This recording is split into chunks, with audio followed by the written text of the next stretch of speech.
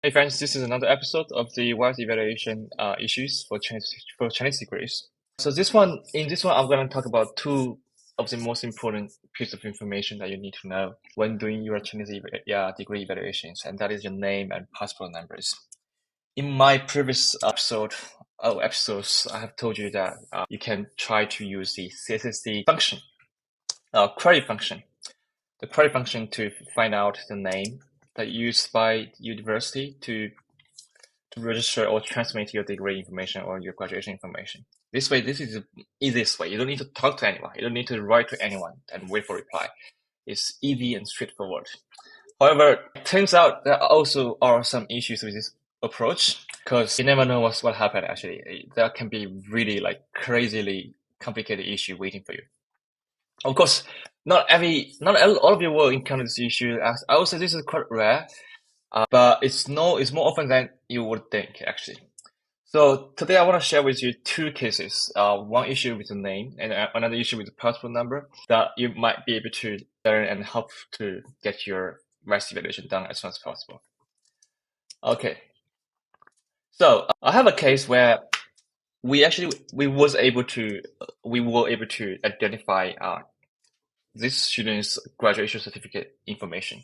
So we searched online, we found out, okay, everything is here, everything is online and registered as well. The name is correct, everything is fine. But when we registered the name with the passport number, we couldn't find anything. This is not actually the name. And then we had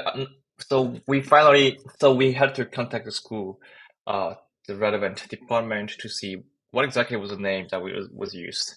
But that was before a lot of trial and error. We actually registered around like 6 accounts already.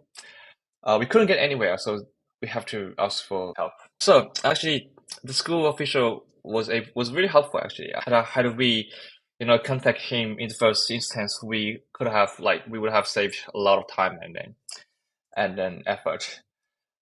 So the issue with the student's document is that the school officer made a huge mistake in processing his degree information.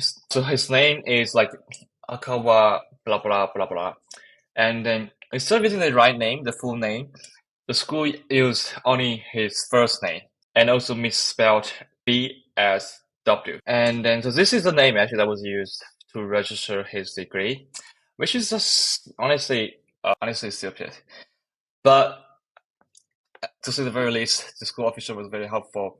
We was quickly able to understand what happened and also find the right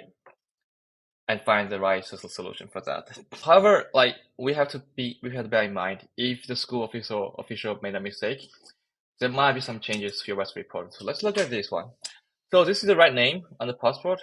This is the wrong name on the CSC document. So REST actually accepted this document, but nevertheless added one line here. The name on one or more of the academic credentials submitted for evaluation differ from the name indicated above. Because West recognize that CSSD frequently make a lot of mistakes, and then they're terrible at dealing with international students. I'm not blaming anyone. I'm just saying like this is a matter of fact. In any case, this was resolved. So if you cannot find like your degree information anywhere, via the query function that I mentioned earlier, you might want to try to contact your school officer to see what exactly was the name and also the passport number. In addition, I just want to say here, I'm not a Canadian immigrant consultant. So I cannot comment on this issue with certainty and authority, but my experience indicates that this is acceptable. If CSSD made a mistake on your name, but everything else was fine. Let's say your photo, you have the original documents with you. You have other like kind of supporting document to vouch for your education experience. That's overall should be fine.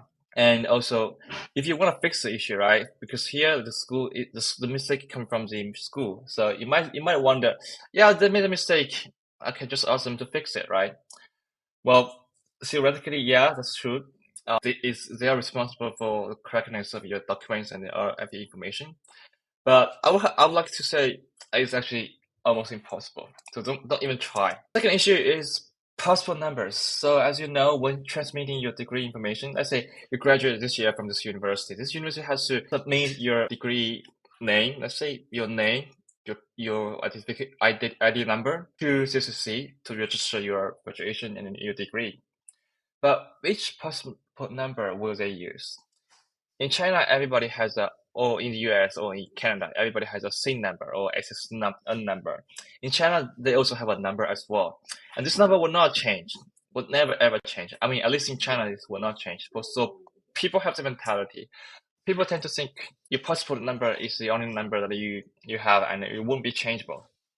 Of course, international departments, people might understand that passport number can be changed, but they don't really, sometimes they are just careless.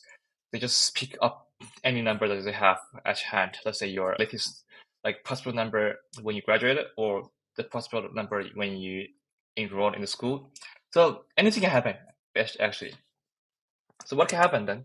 So yeah, and so don't try it with your latest passport number because I don't think you have ever updated your passport number to a CCC or your school official. I mean, why would you? Okay, sometimes your school might not even pick up the correct passport number at all. They might just pick up any number at all. And then they can make mistakes. So here, I had a client recently who had used only like 2 passports in the past. I mean, during her study. So we suspected that either passport number will work, right? I mean, it has to be one of them. I mean, that's what I thought. So we know her name, that's for sure. And then, so the next step for us was to create 2 different accounts using 2 different passport numbers, which is straightforward, which is what we would normally do for people, for most of the people. And then that's easy, straightforward, because again, we try to avoid contacting anyone because that means you have to call a Chinese number. You have to be in the time zone in China. I mean, you have to be awake during the time working hours in China, and so you might not even get to the right person who is responsible for this, and then they might take a long time to reply to. So the best way is to just go ahead and then try things out. But this time it didn't work. Neither of the passport number worked, so we had to contact the school. The school was actually very helpful. They came back with this lovely piece of picture, and they said this is the passport number they used, which is not at all recognizable by the student. The student had never used anything like this, any document with this number, which created some issue for us. So what can we do with this then? First of all, we can say, let's fix them. Let's just change the number. Let's just update them with the latest number. Easy peasy.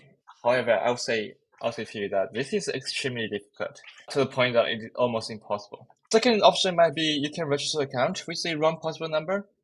You can ask the school to issue a statement. You can take a photo with it and then upload it to CCC as per their requirement and request them to approve the account. By the way, it doesn't matter. Like for West, they don't care about your passport number or ID number. They don't even require you to put in a passport number. They don't care. This technically works as CCC understands that this kind of situation happens, and it's more often than not, it's very accommodating. But I would say it's also difficult to ask the school to issue a statement, which is difficult actually. Third, easier but somewhat risky option is what we use, and then it actually works for this client. However, I won't disclose it here because I don't think this is something we would ordinarily do. And always, as I said, always go back to your school official if you could. If your case is simple, then forget about it. If your case is complicated and as always, as I mentioned earlier, if you feel like during your school time, you had a good time with the school has offered a really good administrative support for you, then they might not make any mistakes. They should be fine. You can just use our previous methods. But in any other case, I would strongly suggest you to go to your school officials and then ask for the correct information so you can be sure, so you can avoid a lot of wasted time. Okay, if you need any help with the whole process, you can always contact us.